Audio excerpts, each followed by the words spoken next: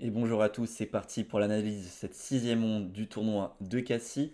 J'ai pour l'instant 3 points sur 5 et pour cette ronde je suis à parier contre Roman Durand Ben Moussa, classé 2219, un jeune qui a 16 ans je pense, avec les peut-être 16-17, avec les pièces blanches. J'ai donc 3 sur 5. C'est potentiellement ma dernière ronde, car comme je vous l'ai dit dans la précédente vidéo, je suis très malade cette semaine, j'ai très mal à la tête, je dors très très mal, et j'ai pas encore pris la décision si je jouerai ou pas la dernière ronde le dimanche matin à 9 h. Ça dépendra de mon état durant la prochaine nuit. Mais en tout cas, cette ronde-là, c'est sûr, faut que je la joue. Je suis devant, j'ai les blancs, et il faut absolument que je la gagne, car pour l'instant, je suis à moins un elo sur le tournoi. J'en avais gagné un au top 16. Là, j'en perds un à Cassis. Donc, si j'avais gagné cette partie-là, je serais en positif d'environ 11 elo. Donc, ça serait cool. Faut gagner. Mais juste avant, n'hésitez pas à liker la vidéo, vous abonner à la chaîne si ce n'est pas encore fait et mettre un petit commentaire. Et c'est parti. J'ai les pièces blanches. Je ne sais pas vraiment ce qu'il va me jouer. Les appareils m'ont littéralement 2 minutes avant le début de la partie. Et donc, j'envoie E4. Et je ne sais pas du tout ce qu'il joue. J'attends de voir ce qu'il va me jouer. Et il me joue E6, la française. Bon, je me dis que normalement, on a eu les appareillements 2 minutes avant la partie. Il peut pas. Il n'a pas eu le temps de se préparer normalement. Donc je décide de jouer Dame E2.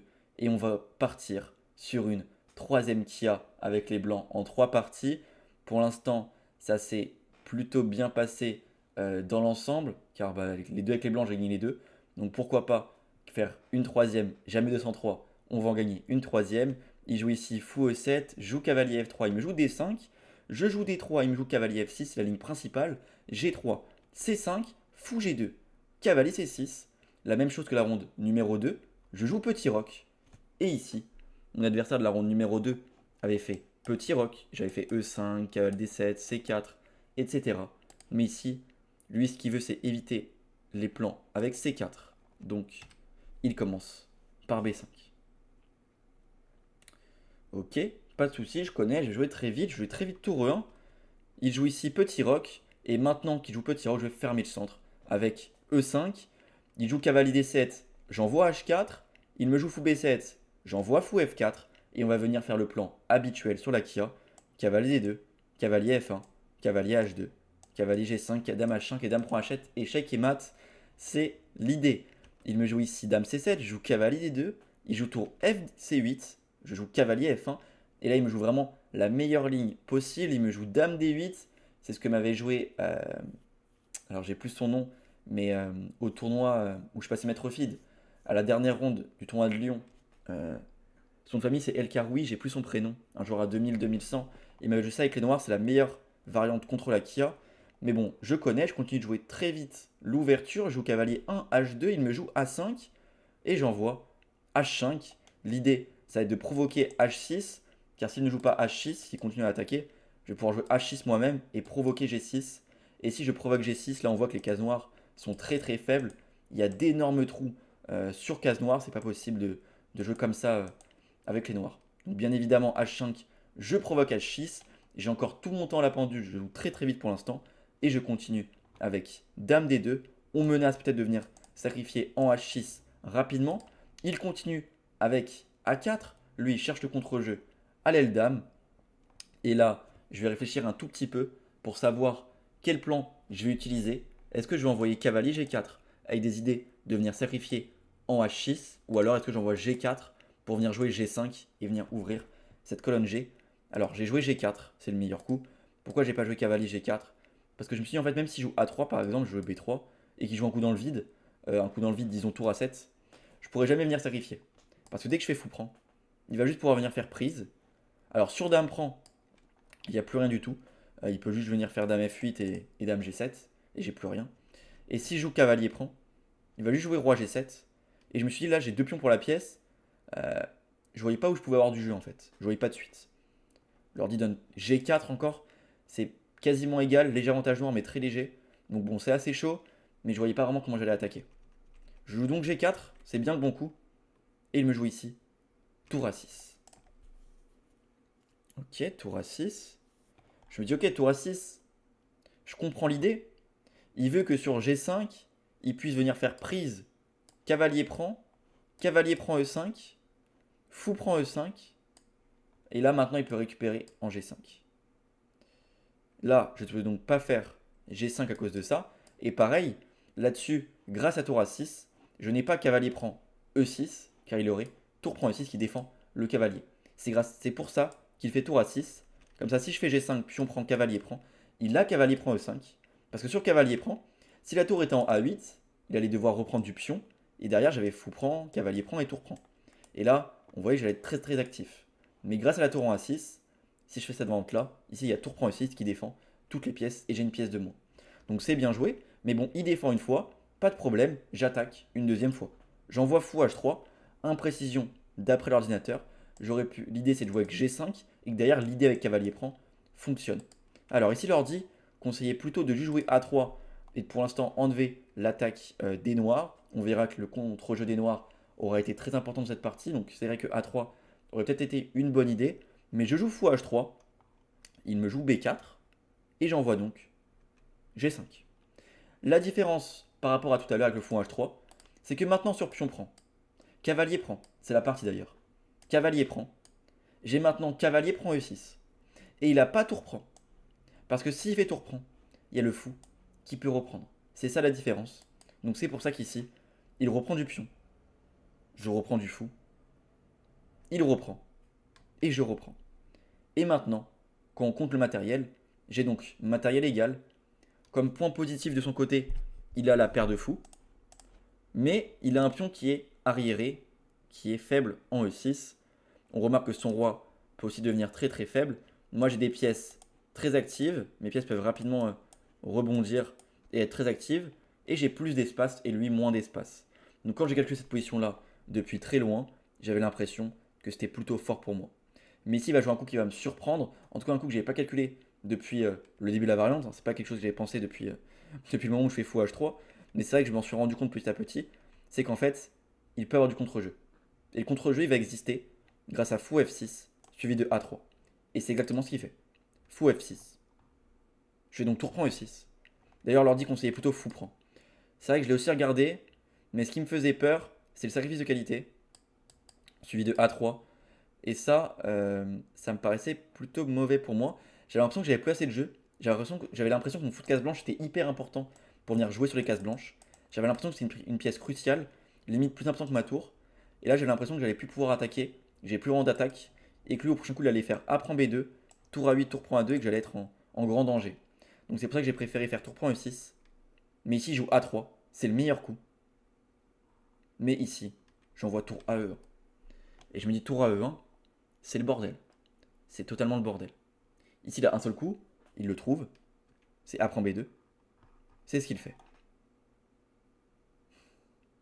Mais alors, comment continuer ici? Alors ici, moi, mon idée au départ, je l'avais longtemps calculé, c'était de jouer Dame E2. Et Dame E2, j'ai eu un petit doute. J'ai eu un petit doute en fait entre deux coups. Dame E2 et Dame E3. Parce qu'en fait, moi, mon idée sur Dame E3, c'est s'il vient chercher en A2, c'est de faire cavalier G4. Et là, j'avais l'impression que j'avais un bel avantage parce que j'ai calculé D4 et je me suis dit Dame G3. Mais finalement, je me suis rendu compte que passer par E3, c'était moins fort à cause de D4. Parce que regardez, imaginons, je joue Dame E2, il me fait tour point A2. Je joue cavalier G4, imaginons. S'il joue D4, madame n'est pas attaquée. Donc là, j'ai déjà cavalier prend, pion prend et son roi est très faible. Je rentre et je gagne la partie. Facilement.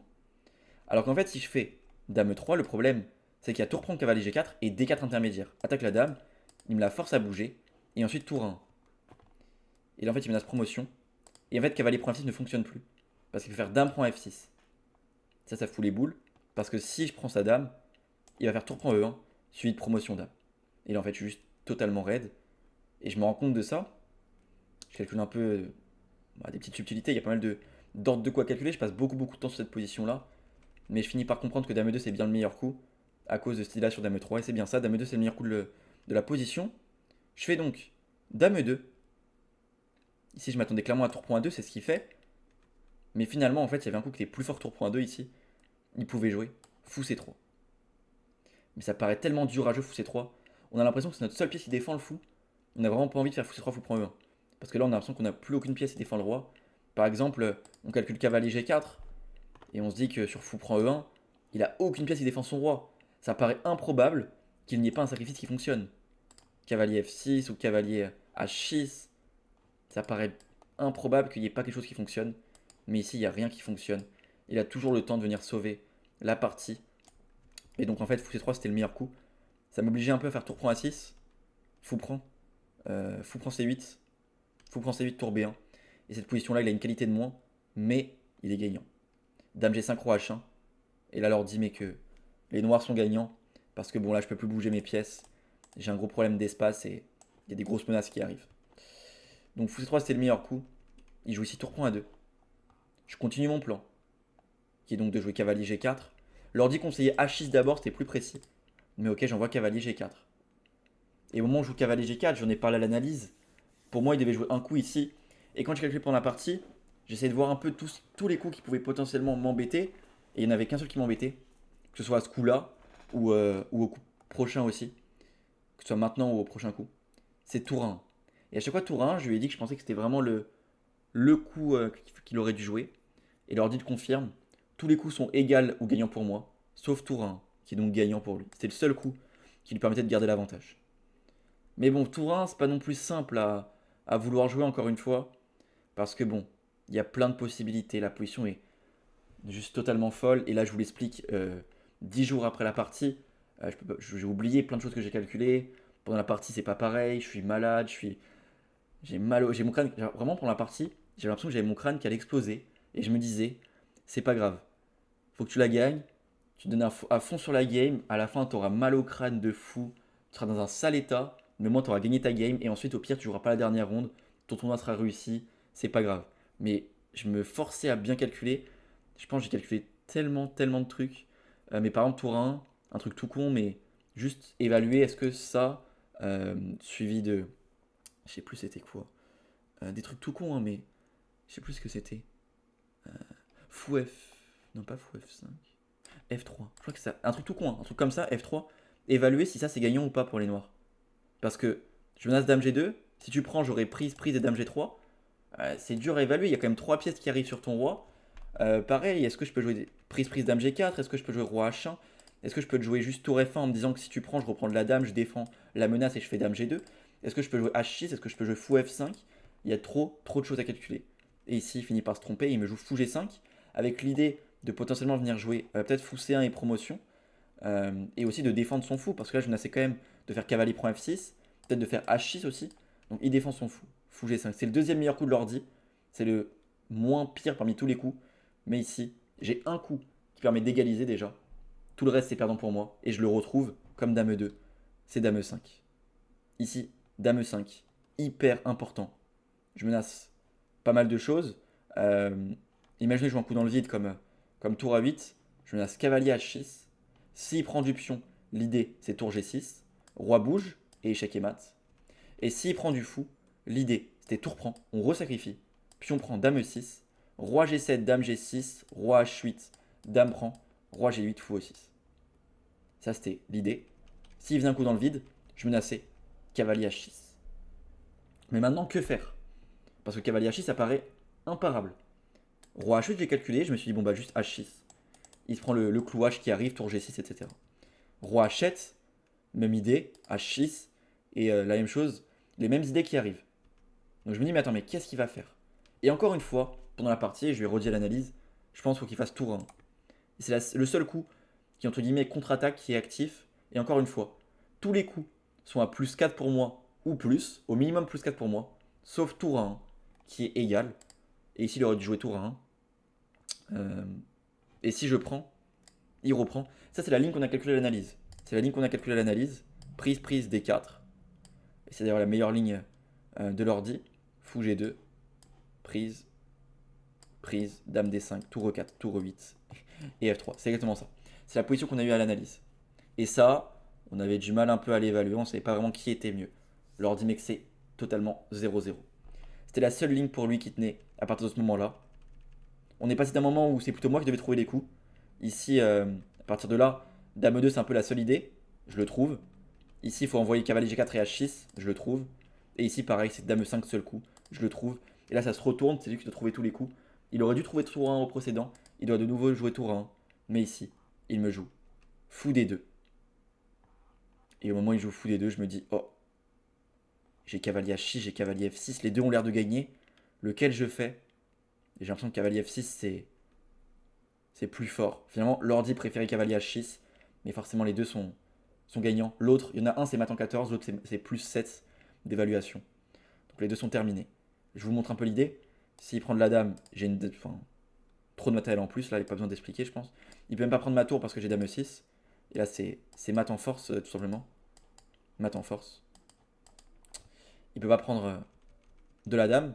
Il peut pas non plus prendre du pion. Sinon ici j'ai tour point F6. L'idée c'est que je vais tout simplement... il peut jouer ce qu'il veut, je vais faire tour G6 et le roi sera mat. Donc il est obligé de sacrifier sa dame. Et pareil, hein, là il peut faire ce qu'il veut, je menace de venir mater. Donc c'est terminé. Et autre possibilité, c'est de faire roi F8. Parce que s'il fait roi H8, j'ai mat comme ça. Donc il peut pas faire roi H8. Il fait donc roi F8. Et là mon idée, c'est de faire tour E8. Bon j'avais tour E7, il matait plus rapidement. Tour E8 c'est mat en 7.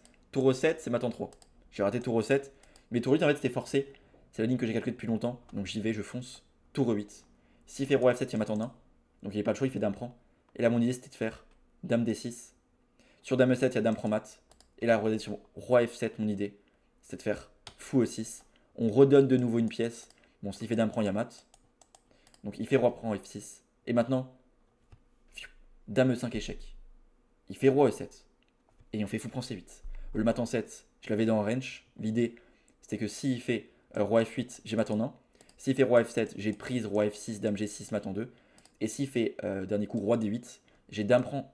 Pardon, j'ai dame D6, dame D7 et dame prend mat. Et sur roi prend, j'ai tour prend, dame, échec et mat. Il abandonne donc après ce 34e coup, pardon. C'est donc une victoire. On souffle. Sensation après la partie, crâne qui va exploser. Mais on a gagné, c'est le principal. Et à la fin de la partie, je me dis c'est bon. Je prends une pause. Je prends une pause. Là, j'ai trop enchaîné. J'ai failli le regretter si j'avais pas gagné cette partie-là. Heureusement pour moi, ça finit bien. Car celle d'avant, elle avait mal fini. Celle-là, au moins, elle finit bien. On va faire le bilan de partie.